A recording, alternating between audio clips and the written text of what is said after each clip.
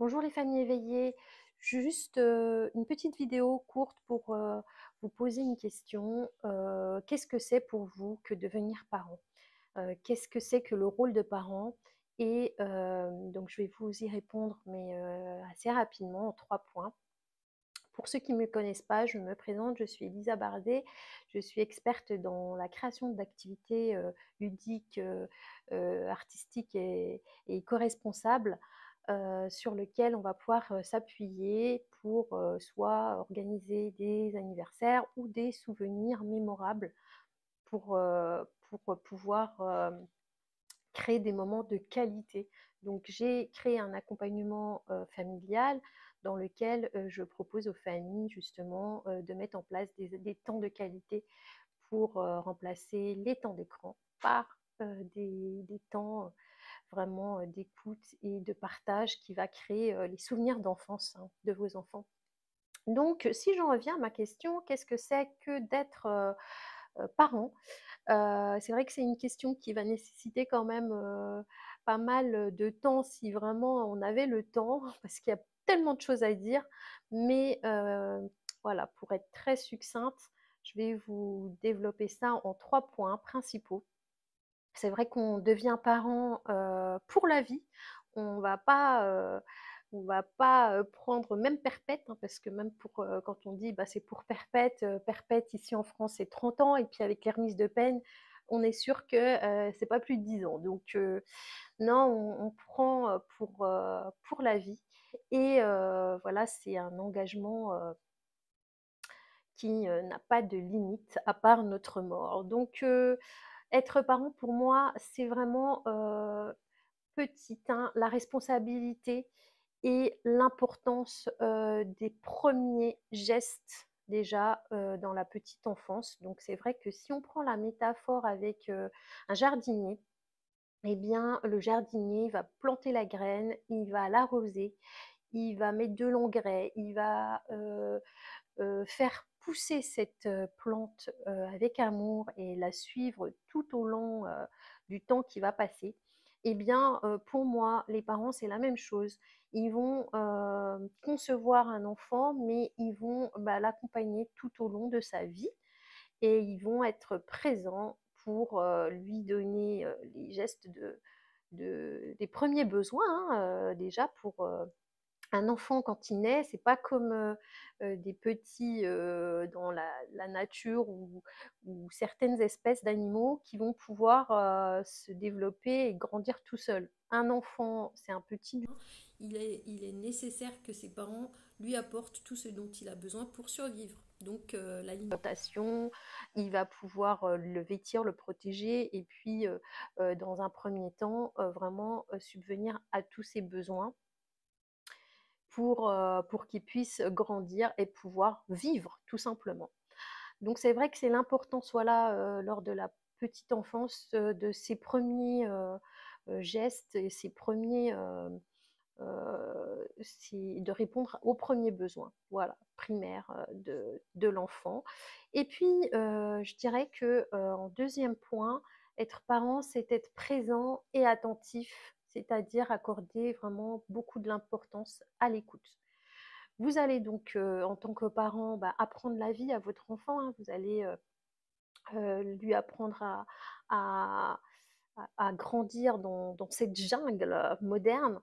Mais dans ce quotidien, il va falloir être présent. Souvent, on se dit, bah voilà, euh, on pense que être présent pour nos enfants, c'est on est dans la même pièce que lui, mais est-ce que c'est vraiment ça? Être présent, est-ce que c'est être juste dans la même pièce que lui? Et puis, si on est chacun sur son téléphone, ou sur l'enfant regarde la télé, puis nous, on est en tant que parent, on regarde son téléphone, je ne suis pas sûre qu'il se passe quelque chose. Maintenant, c'est-à-dire d'être présent, c'est répondre à ses besoins, réussir à le connaître suffisamment pour savoir, est-ce que mon enfant est en difficulté quelque part? Est-ce qu'il rencontre des problèmes? Est-ce qu'à l'école ça va? Est-ce que ceci, est-ce que cela? Donc c'est vrai que c'est important l'écoute, d'instaurer des moments d'échange particulier. Il y a des petites choses qu'on peut mettre en place pour que les temps d'écoute, ce soit vraiment des temps où l'enfant, déjà, il ait confiance, donc il sait qu'il peut parler à ses parents en toute confiance. Il ne va pas craindre qu'on lui crie dessus ou il ne va pas craindre qu'on le sanctionne. Donc, c'est aussi de mettre en place des actions toutes bêtes pour réussir à le rendre autonome, c'est-à-dire qu'il réalise des petits projets, des petites choses seul, sans qu'il y ait besoin d'intervenir, sans l'intervention de l'adulte. Donc, le rôle d'un parent, c'est ça, c'est de rendre son enfant le plus autonome possible jusqu'à ce qu'il n'ait plus besoin de notre intervention. Et puis, je dirais un troisième point, c'est de créer des souvenirs et de transmettre des valeurs.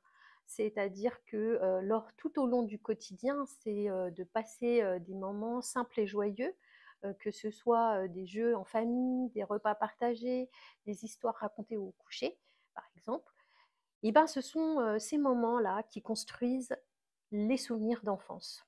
Et à travers ces moments-là, on peut transmettre des valeurs. Et c'est vrai que la transmission des valeurs, elle a plus d'impact quand c'est fait sur des moments comme ça de qualité que quand entre deux trajets, deux voitures, entre des courses, on est au magasin. Non. Euh, c'est vraiment dans des moments de qualité, quand on prend le temps, quand on réfléchit à qu'est-ce qu'on va transmettre, parce que la situation se présente, que on va pouvoir avoir plus d'impact et que les enfants vont se rappeler de ce qu'on leur a transmis dans des moments vraiment joyeux et partagés, des temps de qualité partagés. Voilà, donc voilà, en gros, moi, c'est ça les trois axes que je dirais importants à retenir.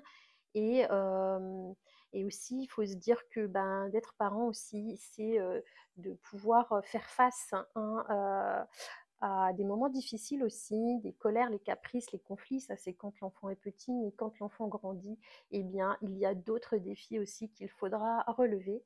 Et c'est ça aussi la vie, c'est d'apprendre à son enfant que la vie n'est pas un long fleuve tranquille et que en tant que parent, on est là aussi pour l'aider, pour l'accompagner et qu'il peut compter sur nous.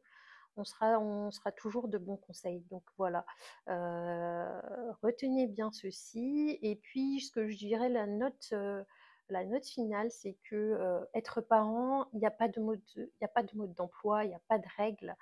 Donc on est parent, on devient parent, on le vit, on l'expérimente et puis on cherchera à s'améliorer au fil du temps. On va chercher au travers des lectures, on va chercher à travers les vidéos, maintenant il y a YouTube, on va chercher sur Internet tous les conseils qui pourraient répondre à nos besoins, à nos attentes, à nos questions.